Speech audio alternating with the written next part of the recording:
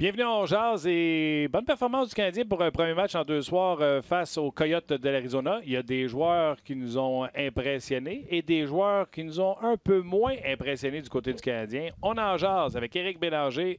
On en jase. Point.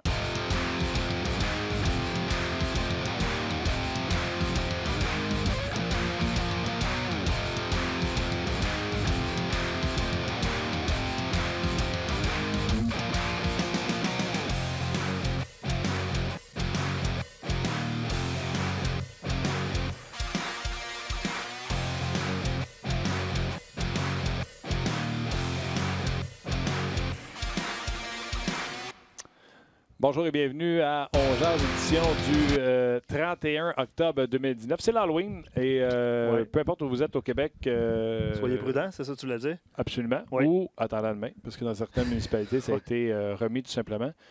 Puis on ne parlera pas de l'Halloween tout le show, mais tu sais, ceux qui chialent que c'est terminé ou qui chialent parce que ça n'a pas été remis dans leur ville, qu'est-ce que tu fais? Tu mets quittes dans le char. Mettons, tu es à Mirabel, c'est pas remis, tu t'en vas, mettons, à Laval. Tu comprends-tu? Ouais, Va dans une municipalité que ça a été remis, il n'y a personne qui va te demander tes cartes quand ça va être le temps des bonbons. Effectivement. Écoute, bon truc, Martin. Merci beaucoup. Merci. Point final. Non, mais c'est parce que je voyais le monde, tu sais... Anyway.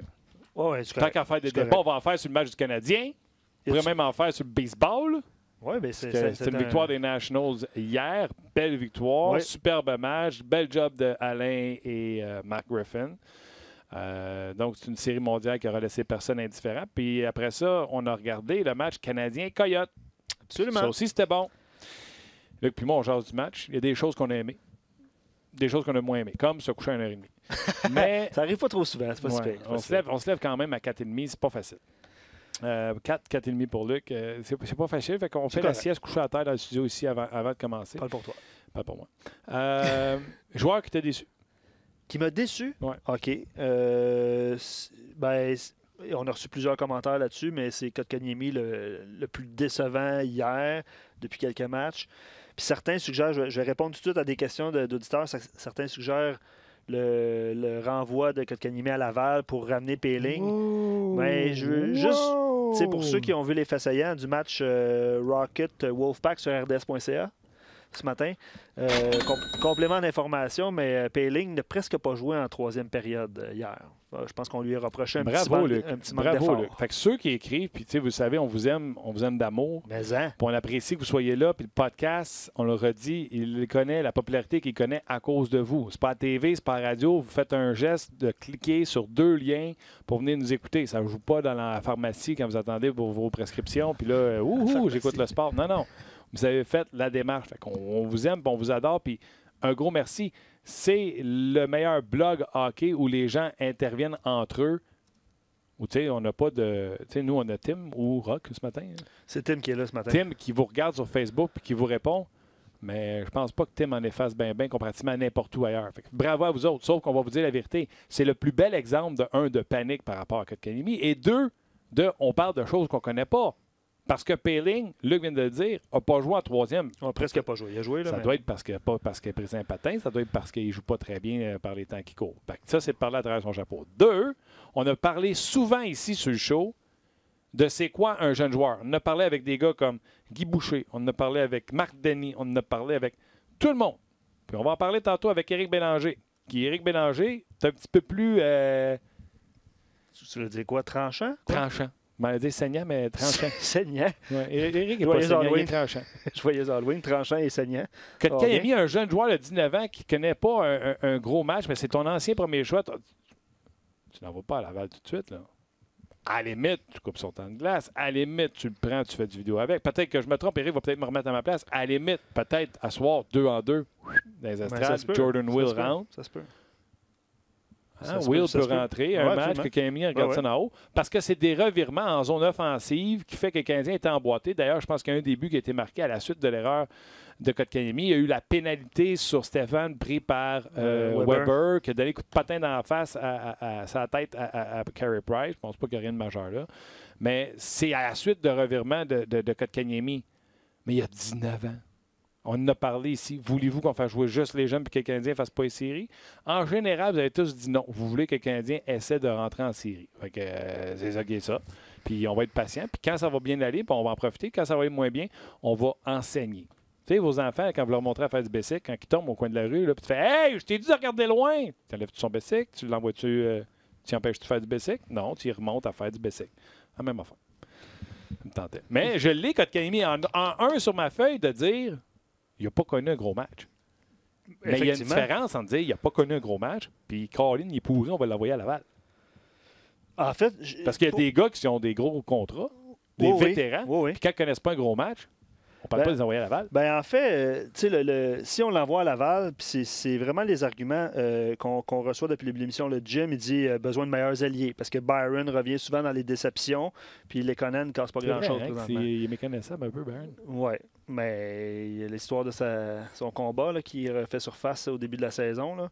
Mais effectivement, c'est les arguments. Jeff dit à la moindre erreur, Claude le met sur le banc pour 2-3 présences. La présence à Laval, là, si jamais c'est le cas, éventuellement, là, mais c'est pas un désaveu. Là. On s'entend, si ça arrive. Je sais que. Oui, mais Guy avait parlé là, en nom de m'emmener là, à quel point, pas tu scrapes un joueur, mais tu es en train de construire une confiance avec lui. On passera pas l'émission sur Kotkaniemi, là, mais effectivement, c'est une question de. Puis c'est les questions que vous aviez au début de l'émission. Là. Il y a Suzuki qui va quand même bien employé. On va aller rejoindre Eric, il va avoir son opinion là-dessus. Je pense qu'Eric est déjà là. On l'a-tu trouvé? On l'a. Eric, comment ça va? Ça va les boys? Yes. On t'a-tu fait patienter assez, Eric? T'avais-tu hâte d'interagir? Je t'avais de m'en aller en haut. Là, je suis sincèrement désolé. La dernière fois que j'ai eu contact avec... on m'a dit qu'on t'avait pas trouvé. Fait que, non, là, on le trouve. Là. Fait que moi, j'étais parti sur un envolé pulmonaire, drette là. Mais Kotkaniemi n'a pas connu un grand match. Mais là, c'est ce que je disais tantôt, tu l'as entendu. Il y a une différence entre il n'a pas connu un grand match puis il n'est pas bon, on va l'envoyer à Laval, il me semble. Non, honnêtement, Kotkaniemi me fait peur. Pas à envoyer à Laval, mais je le voyais hier, justement, les 3 présences que tu as parlé. Là, je suis tombé dessus entre le baseball et la game du Canadien, parce que je me promenais pas mal, pour être honnête. Là. Mais ces 3 mauvaises présences là, que tu as parlé, je les ai vues. Le turnover, le revirement qu'il a fait à la ligne bleue des Coyotes de l'Arizona, en avantage numérique, qui a quasiment coupé la tête à Carey Price. Il a fait 2-3 mauvais revirements. Il a été embouteillé dans sa zone sur une de ces présences-là. Il perd son coverage, il ne sait pas son homme est où, plaide les pieds beaucoup, son bâton il est dans les airs. C'est un joueur complètement perdu en ce moment. Moi, je pense qu'un match dans les estrades, resetter la machine, faire du vidéo avec, lui dire qu'on l'aime, qu'il est beau, qu'il est fin, parce qu'il faut dire ça aux jeunes à cette heure, ça peut l'aider. Mais l'envoyer à Laval, on ne peut pas faire ça. Écoute, on va renvoyer Paul Byron, on va renvoyer Lekonen, on va renvoyer Shea Weber quand il joue mal. Là, à un moment donné, on va tous les renvoyer quand il y a un mauvais match. Drouin, il aura passé l'année dans les mineurs l'année passée. C'est trop facile de dire on va l'envoyer dans les mineurs. Je comprends qu'il n'y a pas besoin de passer à travers le balotage. Mais Peeling, là, c'est pas Wayne Gretzky non plus. Là. On va arrêter avec ça aussi. Là. Pas parce qu'elle a scoré 4 l'année passée qu'il va en scorer 30 cette année, mais qu'on le rappelle, il y a de la misère dans la Ligue américaine. Oui, t'as entendu Luc tantôt, on l'a presque pas fait jouer en 3e période hier à Laval, donc si on ne joue pas à la Ligue américaine. Il faut se calmer un peu avec ça, mais Kotkaniemi me fait peur. Dans son jeu, c'est un gars qui se pose trop de questions en ce moment. Là. OK. Puis ça peut être normal, puis présentement, il n'est pas entouré comme un king. Là. On s'entend, Byron en arrache, puis Lekonen... Lekonen, c'est Lekonen. Là, c'est beige, là, c'est sans saveur. Un autre qui n'a pas de saveur. Ah non, Lekonen, là, tu ne peux pas croire qu'il a déjà marqué 18.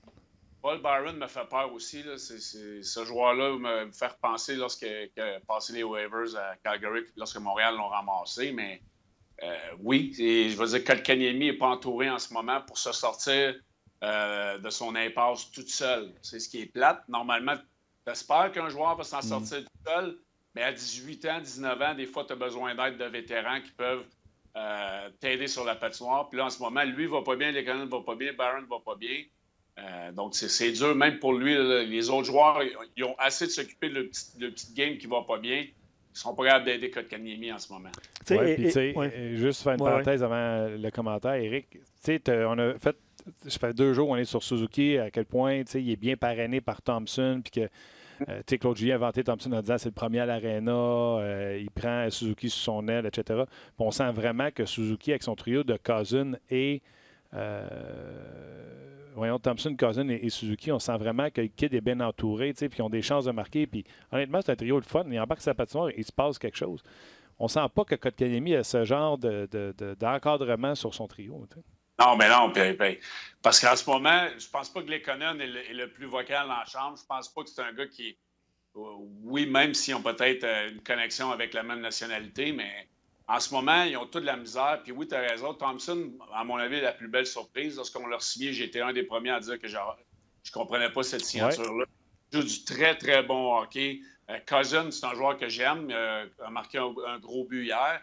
Et Suzuki, mais c'est deux vétérans, dont Thompson, qui a beaucoup d'expérience dans la Ligue nationale, qui est en train de lui montrer comment ça se passe de jouer soir après soir. Puis je suis tellement d'accord avec ça. Kotkaniemi, en ce moment, est comme laissé à lui seul, même si je suis certain que l'organisation du Canadien, les entraîneurs, puis les vétérans essayent de l'aider. Mais lorsque tu arrives sur la patinoire et tu joues un match avec l'intensité, oui, ça paraît lorsque tes coéquipiers sur ta ligne sont pas dans une bonne passe. Ah, puis là, présentement, tu as 3 bons trios.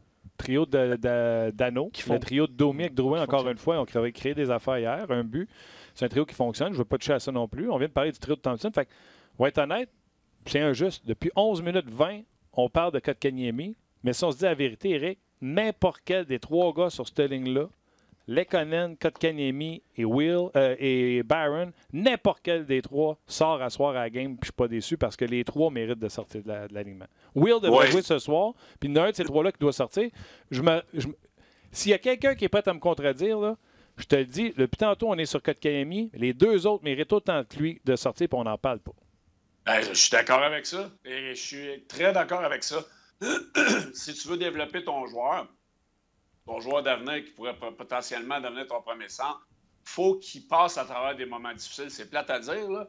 Tu dois passer par des moments difficiles pour que quand ça va recommencer à bien aller, ces moments difficiles-là vont t'avoir servi d'épreuve, vont t'avoir servi de leçon, puis tu vas l'avoir dans ton coffre d'outils.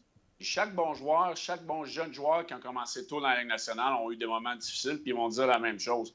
Puis je suis très d'accord avec ça. Paul Barron, depuis le début de la saison, on ne le mettra pas dans les estrades, probablement pas, parce que c'est un de nos leaders avec un A sur son chandail. Mais Lekonen, là, il mériterait autant, sinon plus, d'aller dans les estrades que Kotkaniemi, puis Barron aussi. Puis je regardais le temps de jeu hier. Kotkaniemi a joué 11 minutes, 13-14 minutes, mais 11 minutes à 5 contre 5.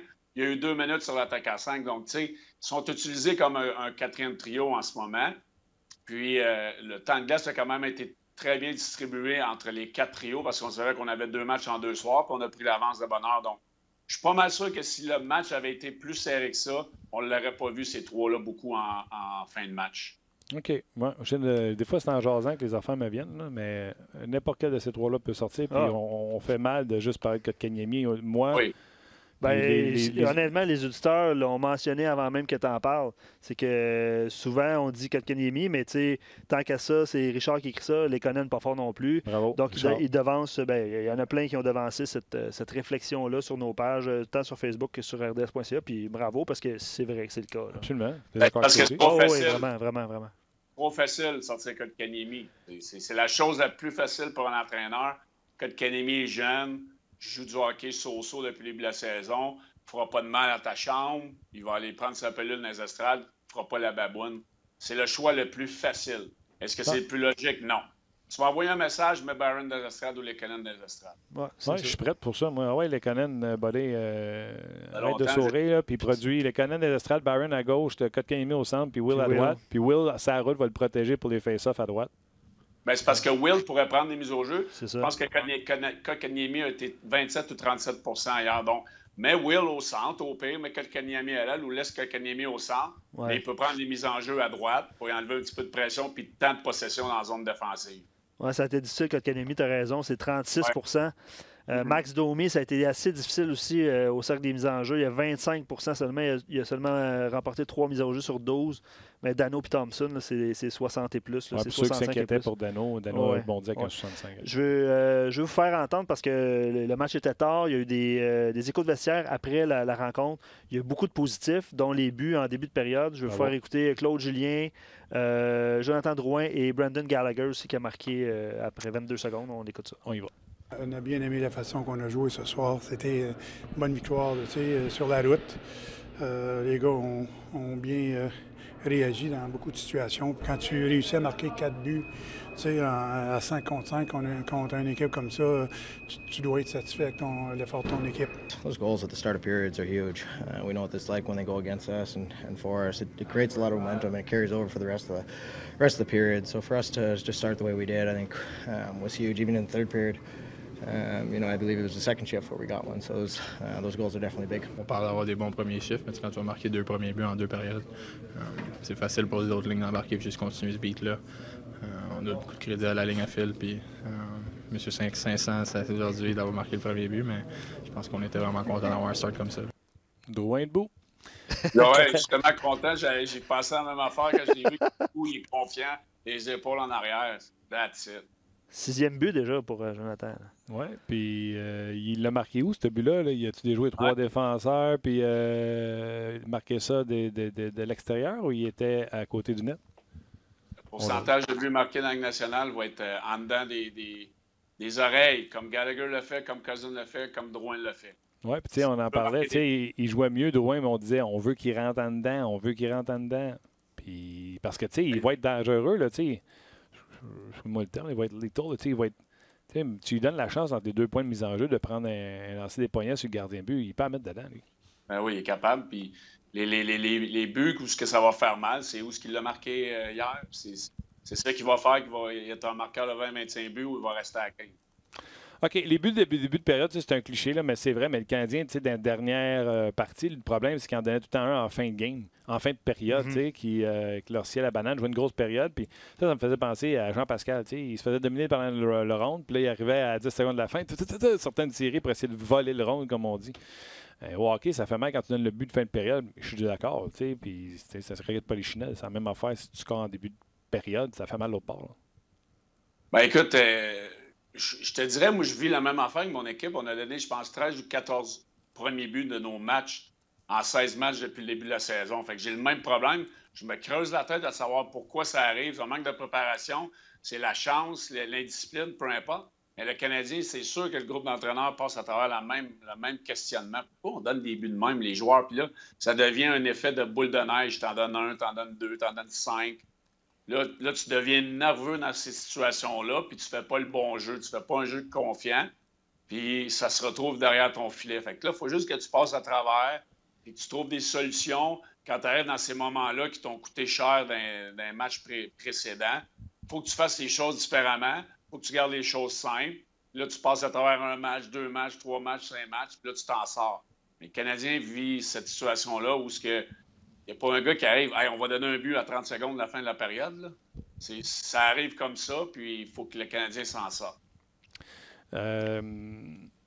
Oui, la semaine passée, il y a d'autres choses. OK, je vais rester dans le négatif, mais il y a du positif dans le game. Inquiétez-vous pas, là, on y arrive. Puis, on a déjà parlé du trio de Cousin qui était très bon, là, mais mon joueur du match, on n'a pas parlé encore.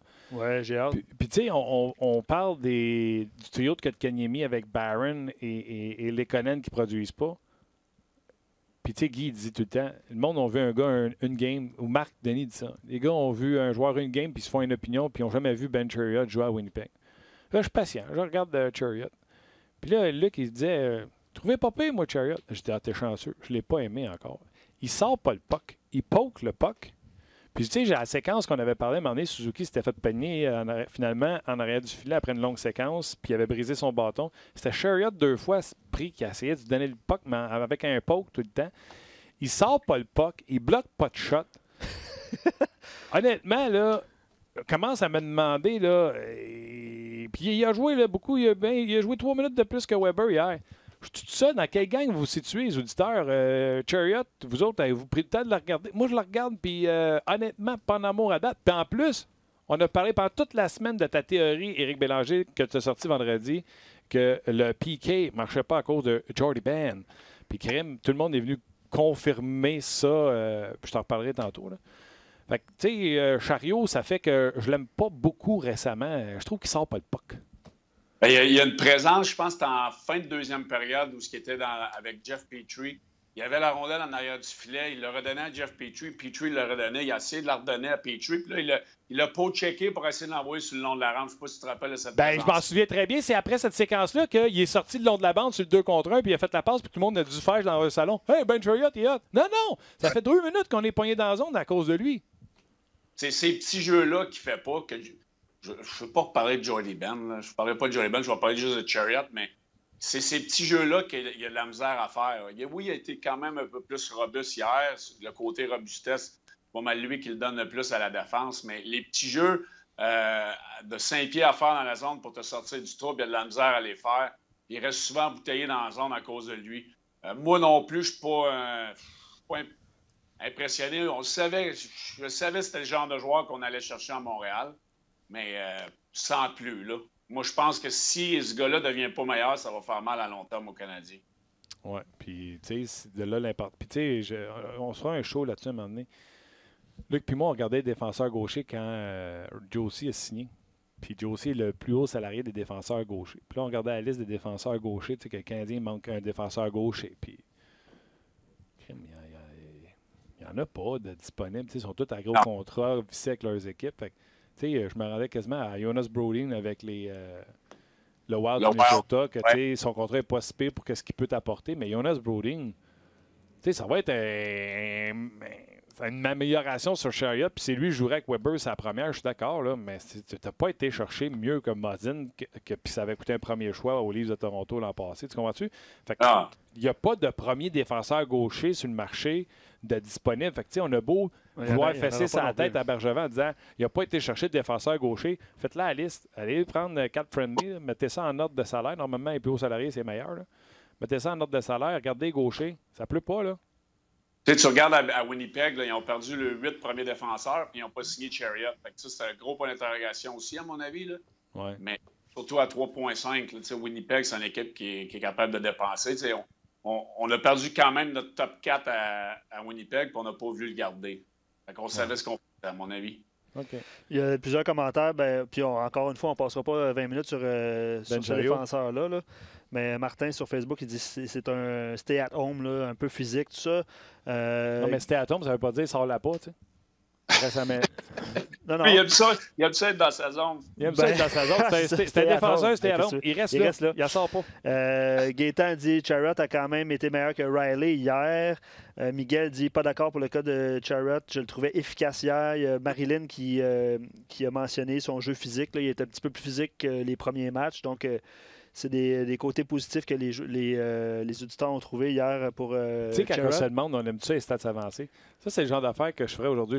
J'appellerais Chris et je dirais Chris, Chariot, il sort-tu le puck? Parce que l'impression que j'ai quand je la regarde, c'est qu'il sort pas. Il la sort-tu ou il la sort pas? Puis là, il arriverait avec les stats, il ferait bon, il y a eu 18 opportunités de la sortir, puis il l'a eu 12 fois en 18. Je ferais, Martin, il comprends-tu? Mais si j'arrive en stats avancés, il y a eu 18 occasions, puis il l'a sorti 4 fois. Je vais vous dire, non, il ne sort pas. Je vais vous lire un commentaire de Réal.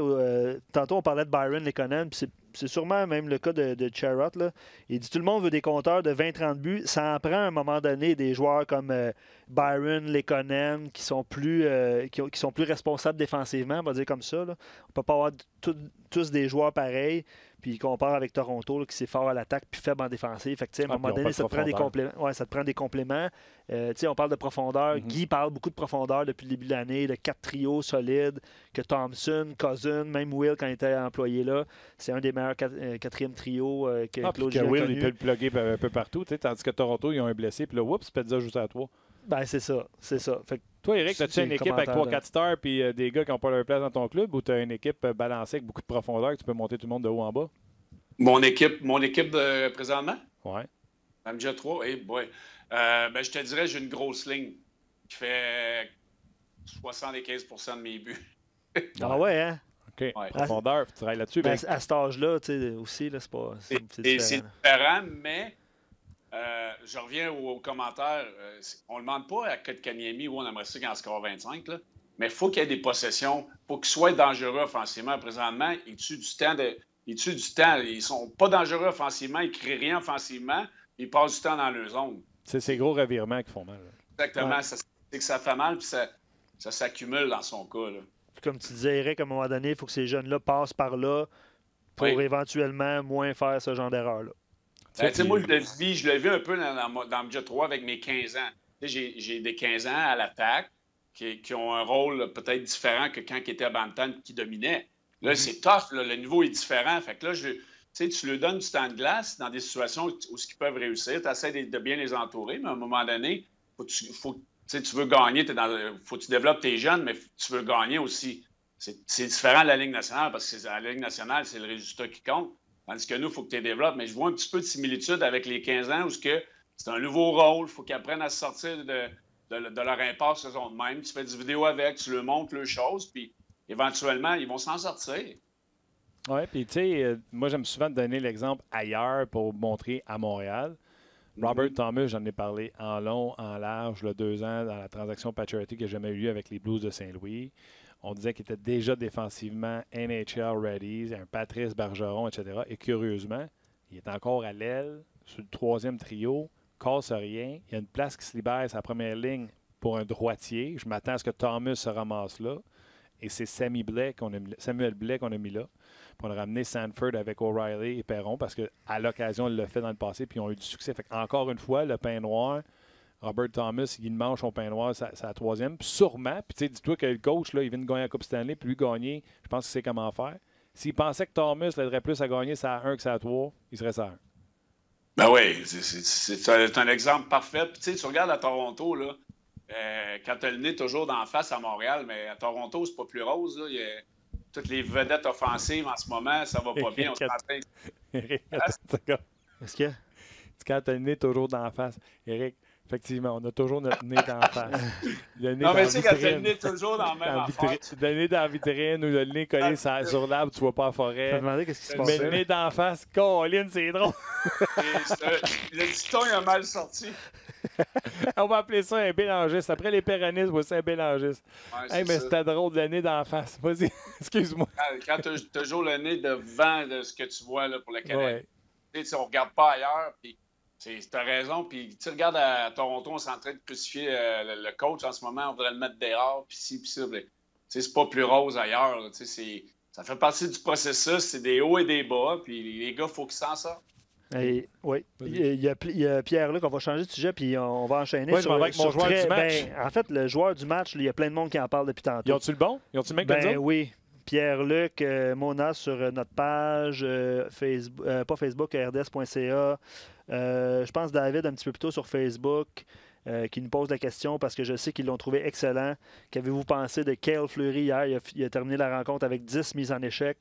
On en a parlé, moi, Martin, avant le début de l'émission, là, que c'était notre joueur du match. Je dis à Luc, puis je l'écris sur la feuille. Je dis à Luc, je mets ma main de même, je dis c'est qui ton joueur du match? Il dit Cale Fleury. J'enlève ma main. Cale Fleury est écrit. J'ai adoré son match. Puis tu sais, je m'en fous des mises en échec, le nombre. Je sais que ça finit à 10 pendant le reportage. Pierre et Marc ont dit qu'il était rendu à 9 à un certain moment donné. Mais ce que je dis à Luc, c'est la game commence. Et les 2 premières mises en échec de Fleury, non seulement sont percutantes, mais c'est 2 joueurs qui vont pour la rondelle, laissent la rondelle là, frappent le gars, le met cul par-dessus tête les 2 fois. Solide. Tu comprends-tu? Je trouve que ça donne une carte de visite, puis il a continué pendant tout le match. Efficace en sortie de rondelle. Je le sais que Riley n'a pas eu l'air brillant. Puis chialer sur Riley comme vous voulez, là.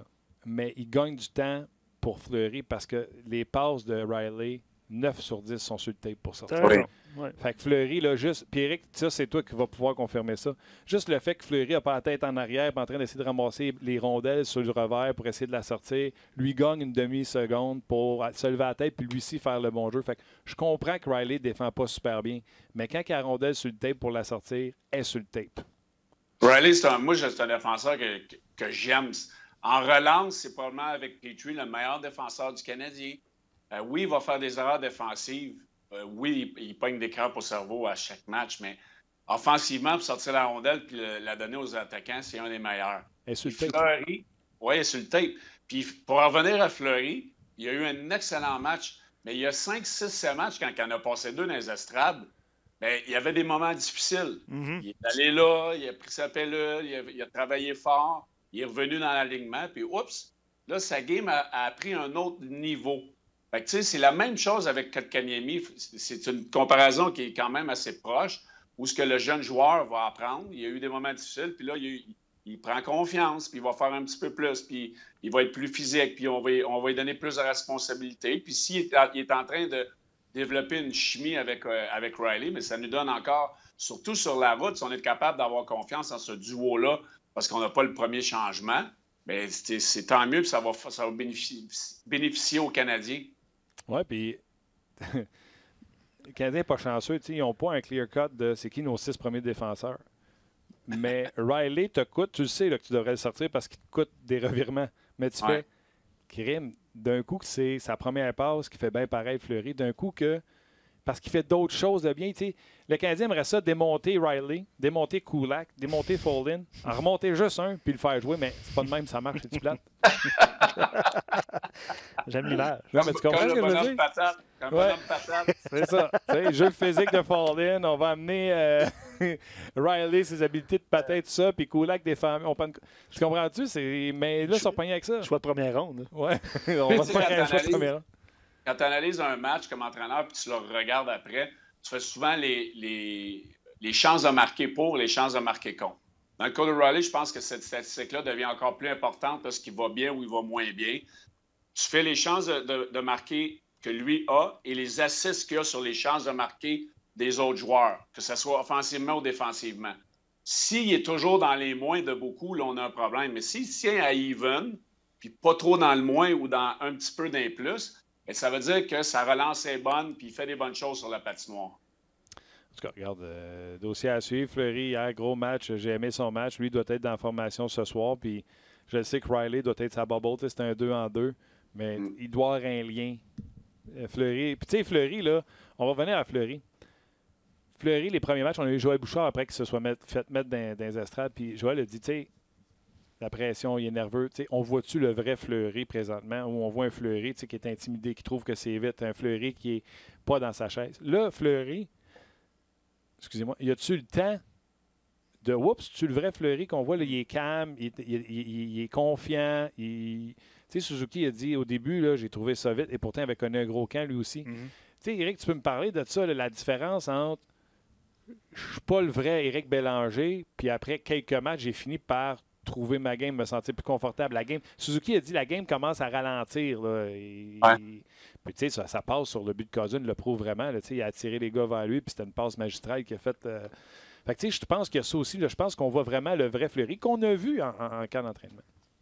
Mais c'est pas seulement cet élément-là. Il y en a tellement. Parce que moi, je retourne quand moi j'étais joueur, quand j'ai commencé dans la Ligue nationale, c'est faut tout que tu apprennes. Il faut que tu apprennes à doser l'entraînement hors glace, les entraînements sur la patinoire, le voyagement, jouer beaucoup plus de matchs contre des hommes.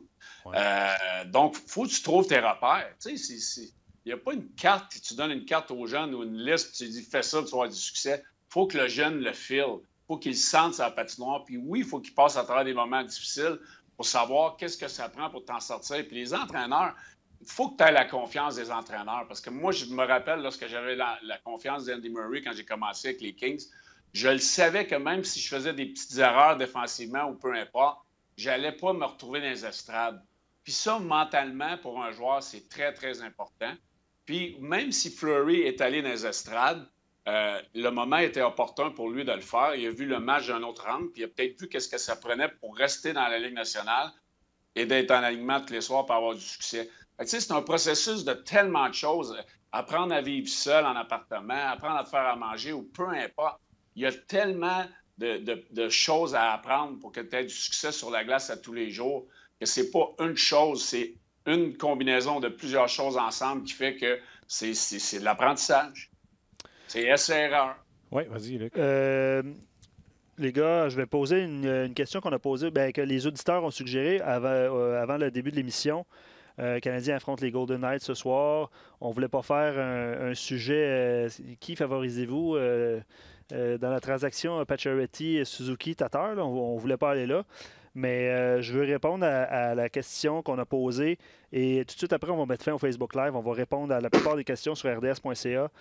Tu sais, Max Pacioretty, ancien capitaine des Canadiens, a été le dernier joueur du Canadien à marquer. Je pense que c'est Olivier qui avait suggéré cette question-là. Je ne m'en rappelle plus, désolé. Là. A été le dernier à marquer 35 buts avec les Canadiens. Quel joueur du Canadien dans l'édition actuelle a le potentiel de marquer 35 buts.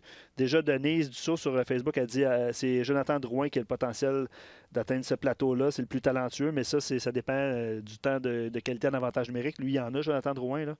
Mais, je pense pas que chez les Canadiens, présentement, puis je l'ai dit hier au 5-7, si un jour, je pense pas que ça va arriver, si un jour Gallagher en marque 40, ça fait pas de Gallagher un marqueur de 40 buts. Ça fait juste dire qu'il a marqué 40 buts à un moment donné.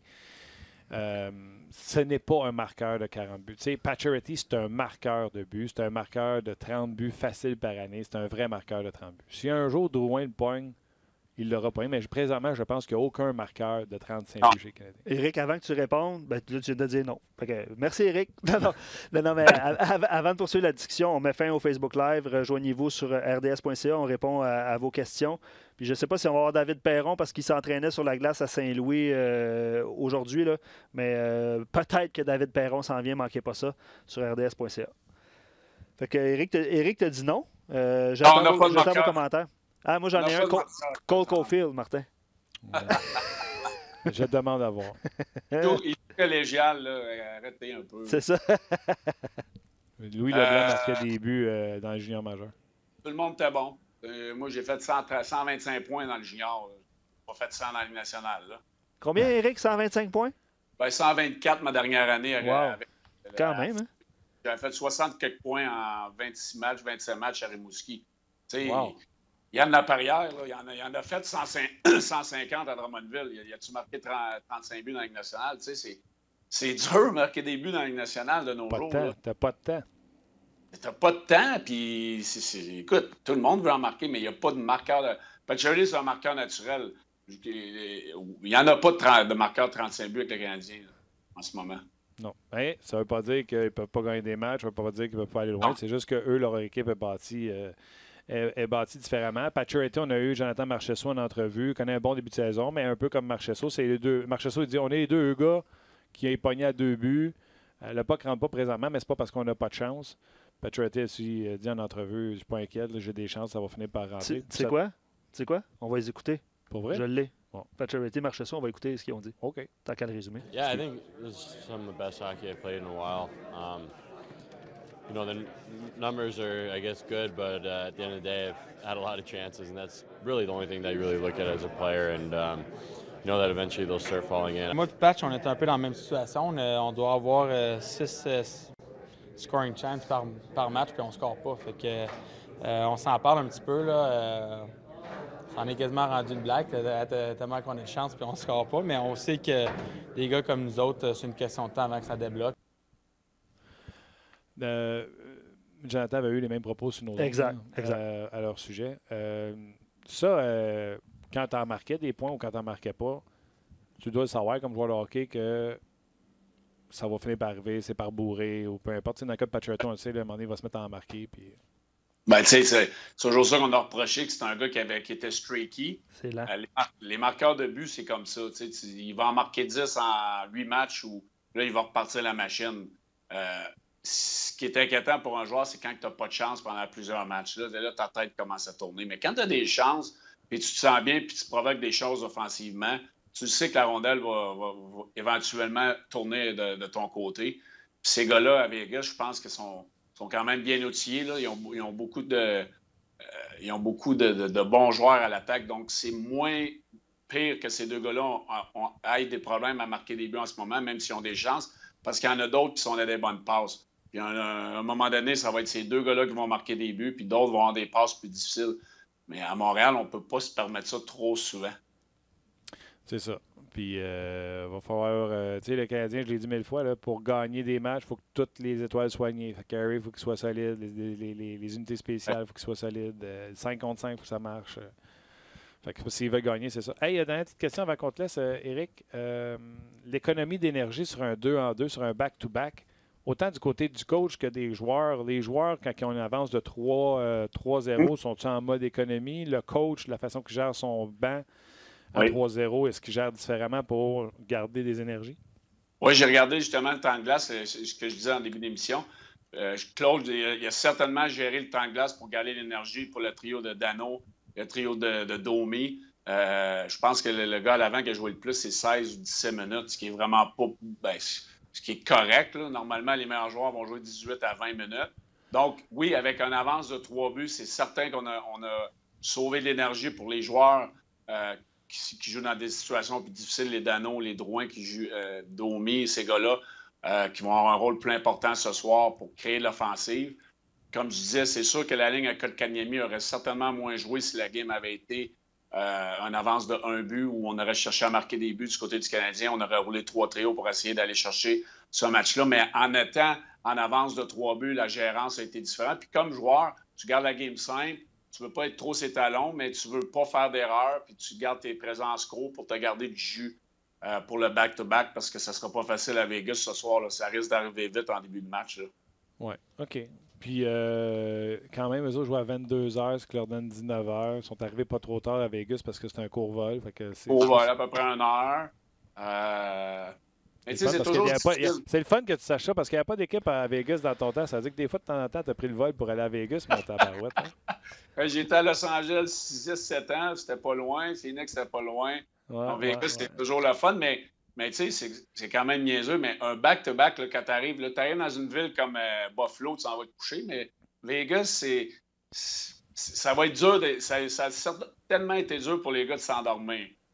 Tu vois les lumières, puis là, tu dis, je vais mettre un petit montant sur le noir à roulette. Oui, c'est pas qu'ils l'ont fait. Ils l'ont probablement pas fait couvre-feu, mais si tu arrives à Vegas, c'est comme un autre monde. Là. Mais moi, quand on m'a donné des cartes d'hockey de femmes nues, j'ai pas gagné quelque chose cette journée-là.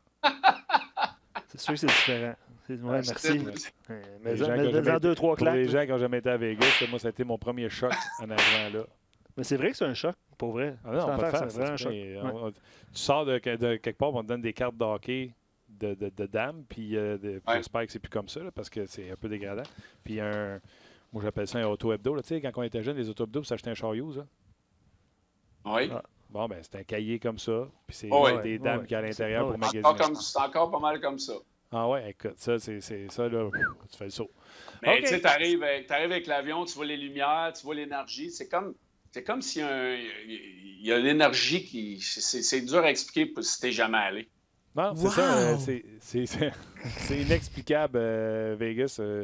On pourrait s'en parler en long et en large. Éric, bien gentil d'avoir été là. Bonne game demain. Je pense que c'est demain que tu joues à ça. Non, je ne joue pas. Je joue pas avant la semaine prochaine. Fait que j'ai pratique demain que j'ai pas normalement à l'heure du dîner. Mais demain, j'avais besoin d'envoyer les gars sur la patinoire. Prends soin de toi. Ouais, comment va ton dos, Éric? Ouais. Ton dos? Moi, j'ai des blessures de guerre. Je suis barré en space dans le bas de mon dos. Fait que c'est pas... tu vois, on est gentil. On t'a gardé 42 minutes sur un stool. Ça va passer. J'ai hâte de voir, mais que je me lève, par exemple. On va peut-être rester 3-4 minutes debout. Okay. Ben, regarde, nous autres, on veut voir ça. Ouais, lève-toi et on s'en va. Crache un peu d'eau avant de partir aussi. Des fois, ça fait... Ah, c'est pénible. C'est beau, Pépère Bélanger. Aïe, aïe, aïe. Ça, c'est les blessures de guerre, les boys. C'est ça, les joueurs de hockey. Hey, bon, salut, Éric. Prends le temps de t'abonner. Bye. Bye. Oui, mais c'est ça. Pour ceux qui sont en audio, Éric a vraiment de la difficulté à se lever. Blessure au dos, m'a-t-il dit. On avait posé aussi la question, puis c'est intéressant, puis je vais vous demander de réagir aussi. C'est une suggestion d'auditeur avant le début de l'émission. On regarde le classement de la LNH présentement, puis but pour, but contre, tout ça. Vegas a 13 matchs de jouer, 16 points. Et puis, le Canadien a 12 matchs de jouer et 14 points. Puis le nombre de buts marqués par le Canadien, c'est 45. Le nombre de buts accordés, c'est 37. Puis Vegas, c'est 42-36. Donc, c'est des statistiques qui se ressemblent. Toi, tu prends les Golden Knights ou le Canadien? Bien, c'est sûr que logiquement, le Canadien sur un 2-en-2, ça va être plus difficile. Vegas joue à la maison. Attendez le Canadien hier. Vegas ne jouait pas hier. C'est sûr que logiquement, tu veux y aller avec les Knights de Vegas. Surtout que je m'attends à ce qu'on ne fasse pas jouer Carey un 2-en-2. Ah, c'est le fun, on n'en a pas parlé, puis on a des questions là-dessus aujourd'hui. Fait que faut faire jouer Keith Kincaid. À un moment donné, il va en gagner une. Oui, effectivement. C'est sa troisième partie. Une défaite en temps régulier, une défaite en prolongation ou en tir de barrage. Je ne me souviens pas contre Buffalo.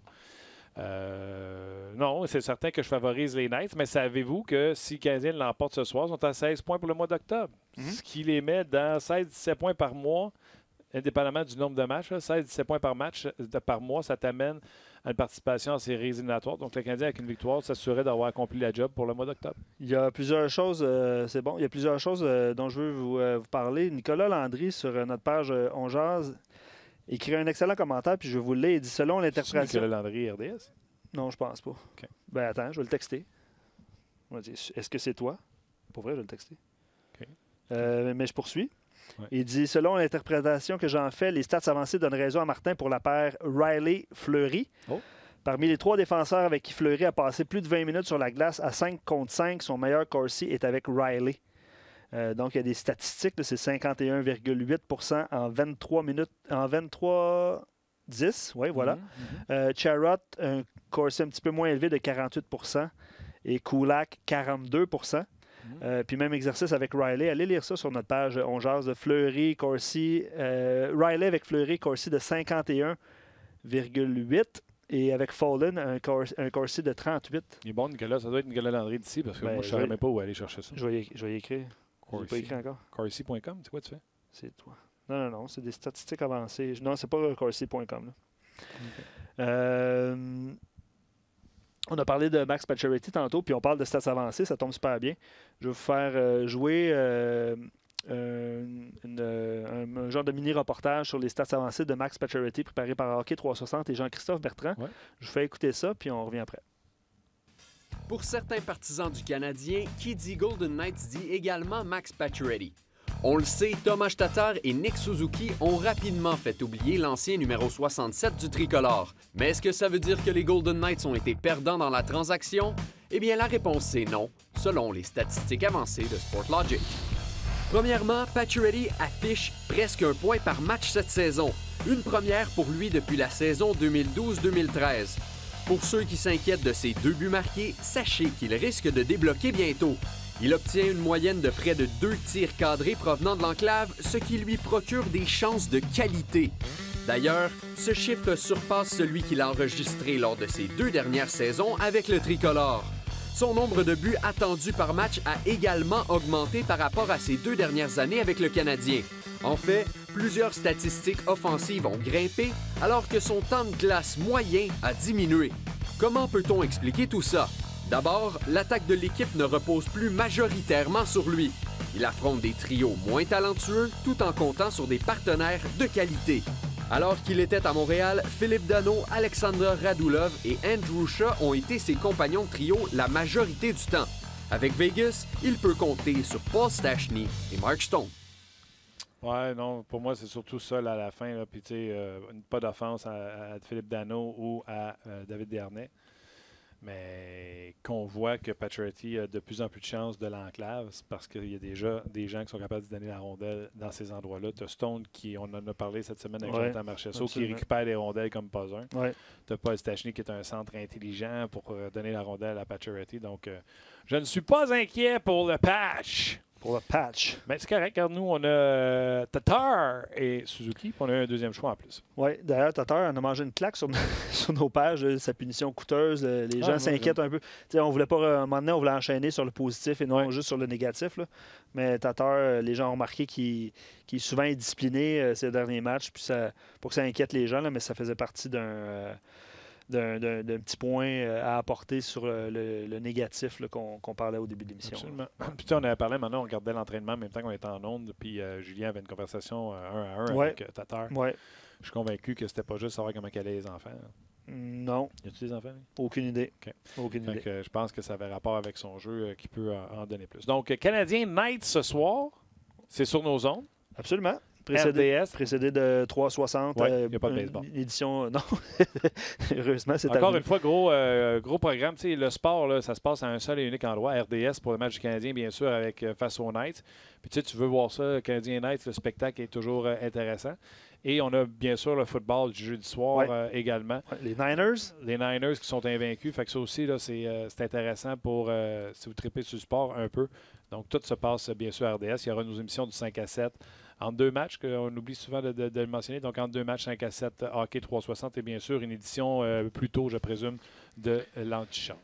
Oui, c'est l'antichambre avant hockey 360. Hockey 360, une édition d'1 heure avant le match du Canadien. Donc, je pense que l'antichambre est à 20h ce soir. Après que le 5-7 finit à 7, l'antichambre de 7 à 8, puis de 8 à 9, c'est hockey 360. Exact. C'est comme ça. Exactement. Les mêmes vont faire ça. Allez dormir. Allez faire une petite sieste avant le match parce que ça va finir encore tard ce soir. C'est l'Halloween, soyez prudents. Absolument. On vous laisse avec une petite clip des Hurricanes de la Caroline. Qui, je sais pas si tu l'as vu. Ouais. Ah, c'est drôle. Bon. On vous laisse là-dessus. Soyez prudents, puis on prend vos commentaires, évidemment. Demain, on se rejoint après le match. Sûrement. Bye. Gonna prank some guys after practice. Let's go.